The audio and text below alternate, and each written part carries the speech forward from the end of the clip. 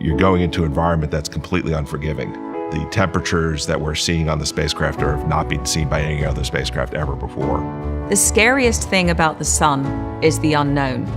We see it every day, but we see it from 93 million miles away. This first perihelion we're going into, we have very minimal contact. All we can get is a tone. I'm going to be waiting on the edge of my seat for those beacon tones. The sun-facing side will be exposed in excess of 2,500 degrees Fahrenheit. We're going to go closer to the sun than any other spacecraft's gone before. We're not going to do that once. We're not going to do it twice. We're going to do that 24 times. And that is terrifying.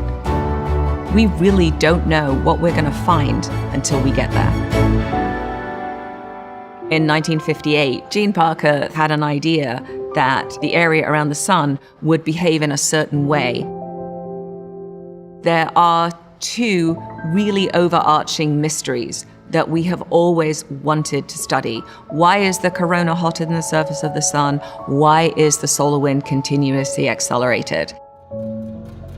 We are now in what we call our encounter attitude. The TPS is pointed at the sun, and we will not leave that attitude until we get back around the backside of the sun. So we keep the thermal shield between the spacecraft body and the sun. We have designed the spacecraft to be able to do the right thing no matter what it sees. You can't do Parker Solar Probe unless you're willing to build an autonomous spacecraft that can take care of itself. You can't build Parker Solar Probe unless you can build a shield that can withstand the thermal environment. You can't do Parker Solar Probe unless you can keep the power generation cool. And all these things contain some level of risk. The sun is a wideband radio source, so any spacecraft is either in front of the sun, behind the sun, or near the sun. You can't talk to it. Parker Solar Probe is designed to transmit 4 different beacon tones. Beacon tone A is a good tone. The fault management system is reporting that all systems are nominal. The other 3 tones mean that some type of fault has occurred on board.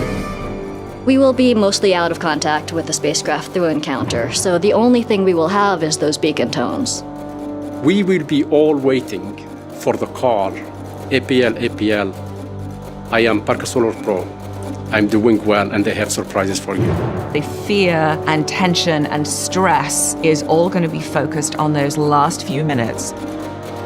This truly is a mission of discovery.